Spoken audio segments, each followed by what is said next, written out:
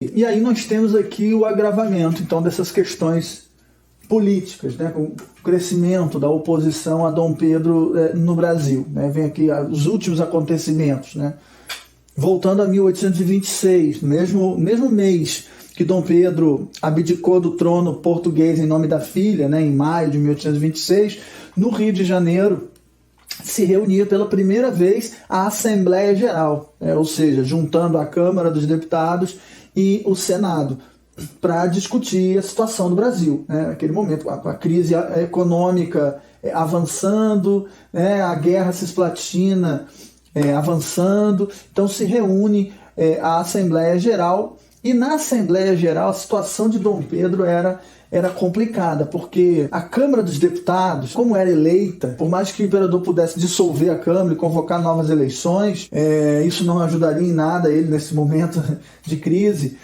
A Câmara era, em sua imensa maioria, oposição a Dom Pedro. Enquanto o Senado era o contrário. No Senado, o Senado era vitalício e os senadores, todos eles tinham sido indicados por Dom Pedro, por mais que depois de uma eleição, escolhidos numa lista tríplice, mas o escolhido não era necessariamente mais votado, o escolhido era o apoiador de Dom Pedro. Então ele tinha o apoio do Senado, mas a Câmara era oposição a ele. E na Câmara, naquele momento, se formavam dois grupos políticos diferentes. Os dois eram contra Dom Pedro, mas eles tinham algumas diferenças. Eram os chamados liberais moderados e os liberais exaltados. Os liberais, os moderados, como o nome já sugere, eles eram liberais, porém com uma série de restrições, preocupados com os seus interesses próprios, de grandes senhores de terra, escravocratas.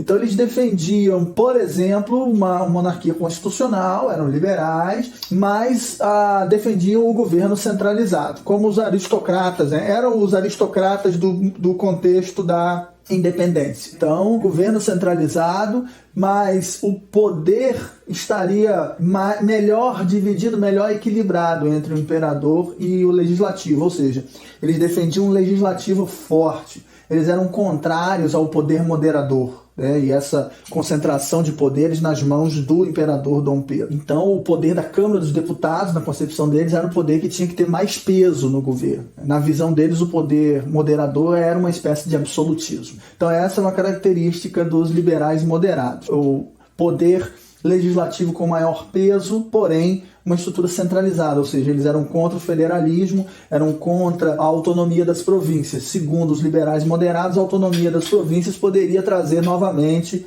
movimentos separatistas, como foi a Confederação do Equador, como estava sendo a Guerra Cisplatina. Então isso prejudicava a unidade do Império.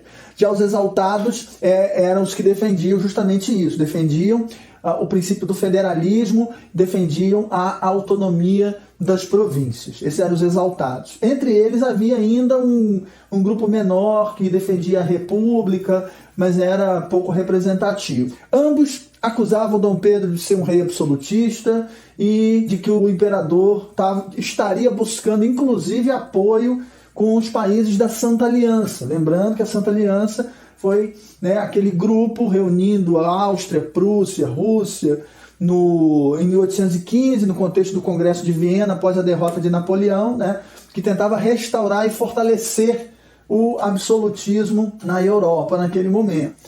E o que de fato estava acontecendo. Em 1829, Dom Pedro tentou acalmar os ânimos dos liberais na Câmara de Deputados, criando um novo ministério, convidando membros dos liberais para compor um ministério.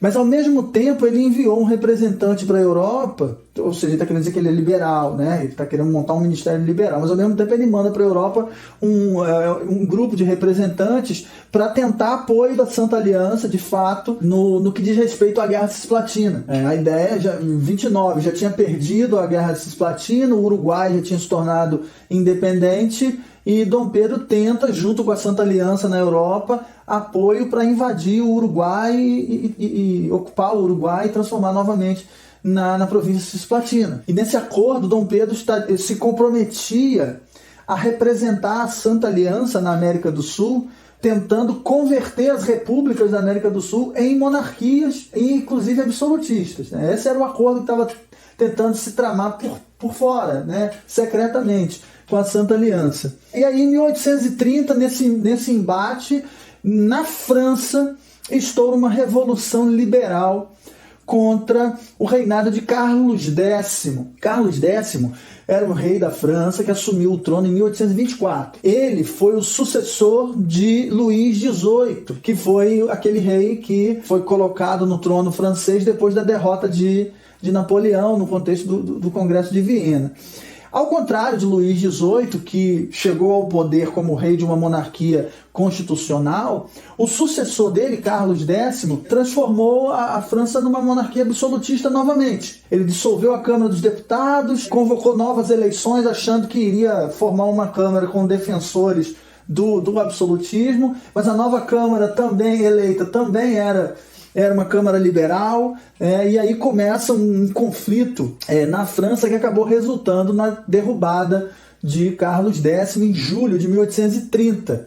Um balde de água fria no absolutismo europeu naquele momento. A gente começa a ver o enfraquecimento, né, do absolutismo francês naquele momento. Mas esse conflito entre liberais e absolutistas, que começou na França em 1830, ele foi se espalhando também para os outros países europeus. Em Portugal, por exemplo, também estavam se organizando naquele contexto o chamado Partido Absolutista, que era o partido que defendia Dom Miguel, né? Era chamado também de miguelistas, que defendiam o Dom Miguel, e em oposição o Partido Liberal, que era o partido de Dom Pedro e de Dona Maria II. Olha que coisa. Enquanto aqui no Brasil Dom Pedro era visto como um absolutista por conta do poder moderador, em Portugal o absolutista era Dom Miguel. Dom Pedro era o liberal que queria libertar Portugal do absolutismo naquele contexto lá das revoluções liberais de 1830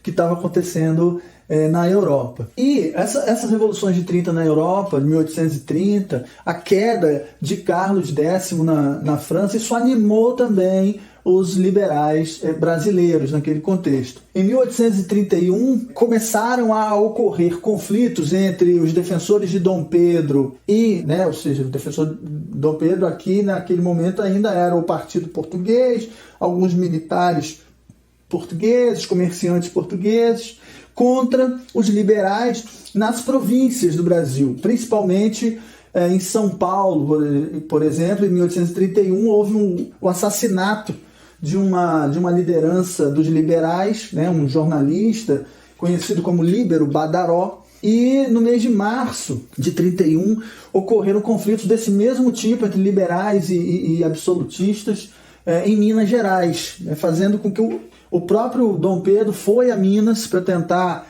negociar uma trégua entre esses dois grupos, abafar esses conflitos. E quando ele volta de Minas para o Rio de Janeiro, ocorre um episódio que nós vamos chamar aqui de Noite das Garrafadas. Foi o seguinte: no retorno de Dom Pedro para o Rio de Janeiro, não houve nenhuma recepção, nada. Os políticos, os liberais foram indiferentes, com a chegada de Dom Pedro. Ele foi ignorado, principalmente pelos parlamentares, pelos deputados. Aí os apoiadores de Dom Pedro, o Partido Português, eles resolveram organizar uma festa, 2 dias depois, para dizer que era, então, a recepção do imperador, para tentar dizer que havia uma popularidade do imperador, de que ele tinha apoio, mesmo não tendo. Era para ser uma festa e acabou virando, na verdade, um confronto sangrento nas ruas do Rio de Janeiro. Naquele contexto havia, como eu já falei, um sentimento anti-português, anti-lusitano nas camadas populares, nas ruas, e isso se refletia também na oposição a Dom Pedro. O ódio aos portugueses era um ódio a Dom Pedro e a presença de um governo português no Brasil. Então, naquele contexto de se fazer uma festa, era à noite, com a iluminação pública do centro do Rio de Janeiro, acesa e tal, os brasileiros saíam às ruas do Rio para protestar contra os portugueses. Então, fora portugueses, fora Dom Pedro, e os comerciantes portugueses que moravam nas ruas estreitas do Rio de Janeiro, as lojas eram no térreo e as casas eram no pavimento superior, nos sobrados, começaram a atirar garrafas em quem passava na rua protestando contra Dom Pedro. Né? Por isso ficou conhecido o episódio como a Noite das Garrafadas. Só que não foi só uma noite, né? Foram mais ou menos uns 3 dias de manifestações e quebra-quebra na rua do Rio de Janeiro, nas ruas do centro do Rio de Janeiro. Daí Dom Pedro tenta, então, apaziguar, acalmar os ânimos, né? Nomeando um outro ministério, mais liberal ainda, né? Ainda contando com a presença de alguns liberais exaltados. Mas isso não adiantou de nada, já era tarde demais, né? As tensões, as manifestações não paravam, os conflitos continuavam. E aí no mês de abril, então, Dom Pedro reverte a situação e cria um terceiro ministério. Só que agora conservador, um ministério dos seus apoiadores, dos portugueses, daqueles que defendiam o imperador sem trombolho, como eles falavam. Né? O trombolho era a Câmara, ou seja, absolutistas. Então ele forma um ministério de absolutistas. E aí, né, nesses dias de abril de 1831, os liberais, os deputados liberais, reagiram à formação desse ministério absolutista e organizaram uma grande manifestação no Campo da Aclamação, que recebeu esse nome justamente porque foi o lugar onde Dom Pedro foi aclamado imperador do Brasil, né, lá em 1822. E aí, justamente nesse lugar, né, no dia 7 de abril de 1831, Dom Pedro entregou a sua renúncia, a sua abdicação do trono, transferindo o trono do Brasil para o seu filho mais velho, né, Dom Pedro de Alcântara, que é essa criança aqui do lado, né, com 5 anos de idade na época ele tinha. A Constituição já previa essa situação, né? Olha que interessante, tá? A Constituição de 1824 tinha um capítulo específico, o capítulo 5º da Constituição, que tratava da regência do Brasil durante a minoridade ou o impedimento do imperador. Ou seja, se por acaso o rei morresse ou alguma outra coisa acontecesse e o trono tivesse que ser transmitido para o seu herdeiro e o herdeiro fosse incapaz, fosse criança ainda, o país deveria ser governado por regentes. Tá? E esses regentes, a maioridade era de 18 anos, né? Como ele tinha 5 anos. Né? E esses regentes deveriam ser 3 regentes.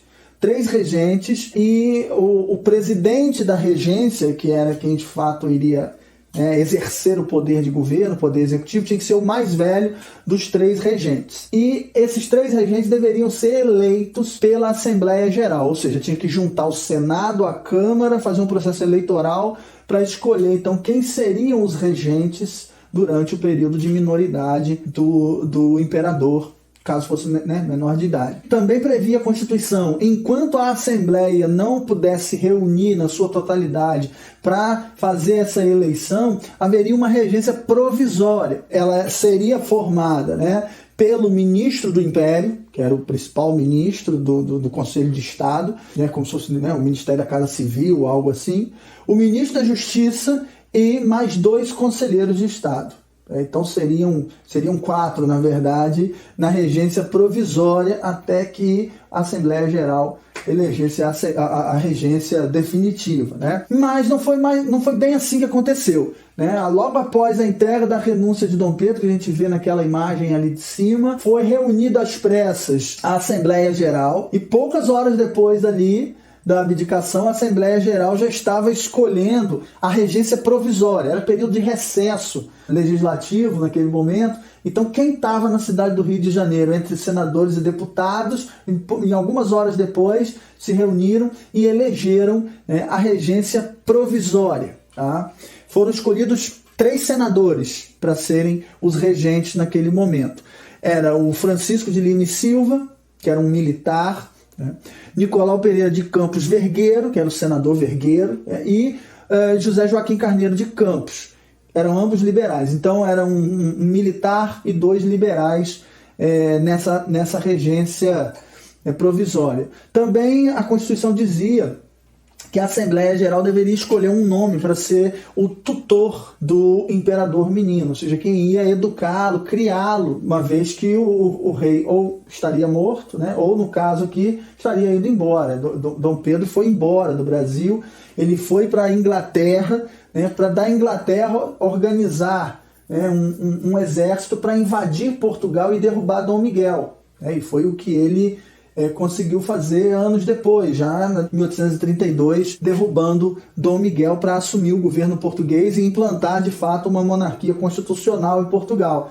Por isso, em Portugal, Dom Pedro, quando ele assume em 1834 como rei de Portugal, ele assumiu como Dom Pedro IV, o constitucionalista. Foi a partir de Dom Pedro que foi abolida de vez a monarquia absolutista em Portugal e finalmente implantada uma constituição. Enquanto que no Brasil se iniciava o período regencial num clima de vitória liberal contra o absolutismo de Dom Pedro. Veja que coisa, né? Então, a partir de agora, 1831, começa o que nós chamamos de período regencial. Mas esse é um assunto para outra aula.